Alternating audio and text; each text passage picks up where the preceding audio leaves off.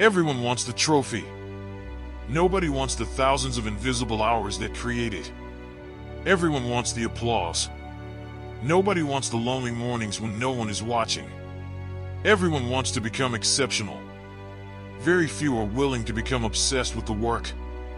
And that's why most people spend their lives chasing outcomes, instead of mastering the craft that creates them. Listen carefully. The outcome is a shadow. The craft is the body that casts it. You cannot grab the shadow. You build the body. But somewhere along the way, you became addicted to results. You refreshed the numbers, the followers, the views, the bank account, the scale, the promotion. Every day you're asking, am I there yet? And every time the answer is no, your motivation disappears. That's because your happiness has been chained to something you cannot fully control. A soldier doesn't enter battle thinking about the medals waiting for him. If he does, he dies. His entire attention stays on the next step, the next movement, the next breath, the mission, because survival belongs to the man who is fully present. Your dreams work exactly the same way. The moment you become obsessed with the finish line, you stop paying attention to your feet. That's where people stumble. A sculptor doesn't stare at a block of marble hoping it magically becomes a masterpiece. Every morning, he picks up the chisel. Strike after strike. Chip after chip. Some days the statue looks no different than yesterday. Yet he keeps carving. Not because he sees dramatic progress, but because he trusts the process. That's mastery. The people you admire didn't become great because they chased greatness. They became great because they fell in love with repetition. The basketball player who shoots 1,000 jump shots.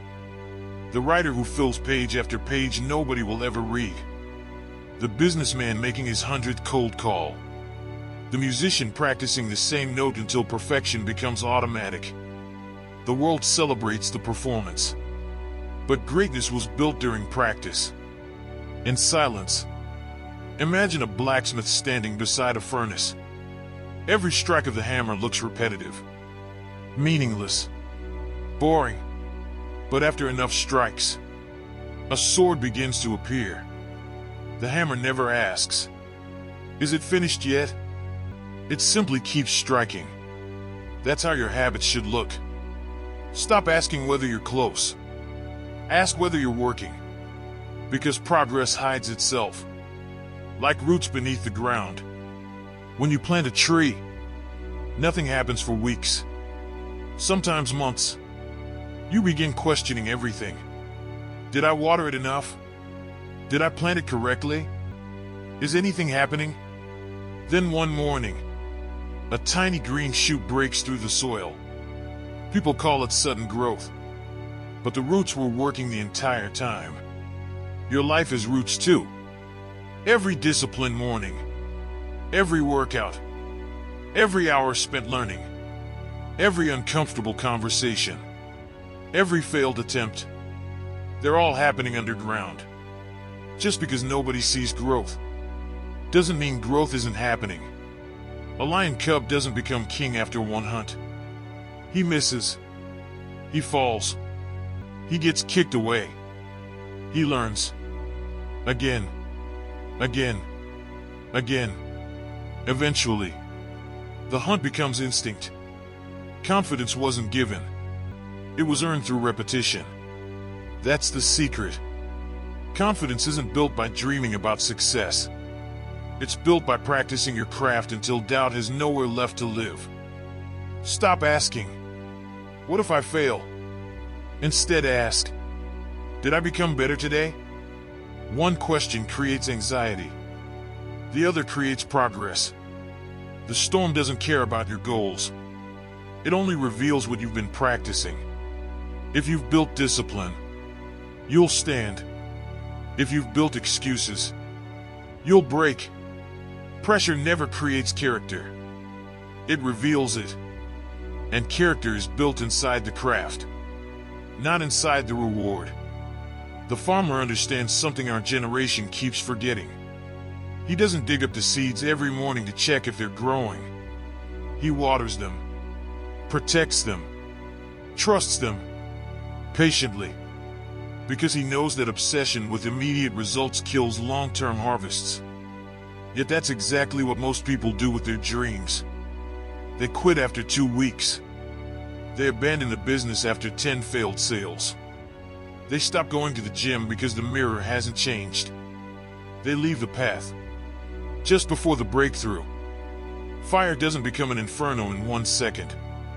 It starts with one spark, then another, then another. Small actions, repeated consistently.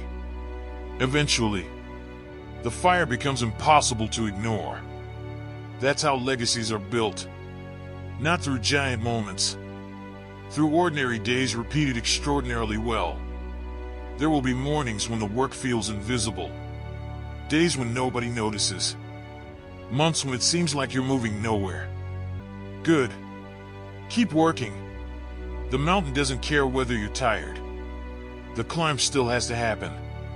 Every step strengthens your legs, even if the peak is still hidden by the clouds.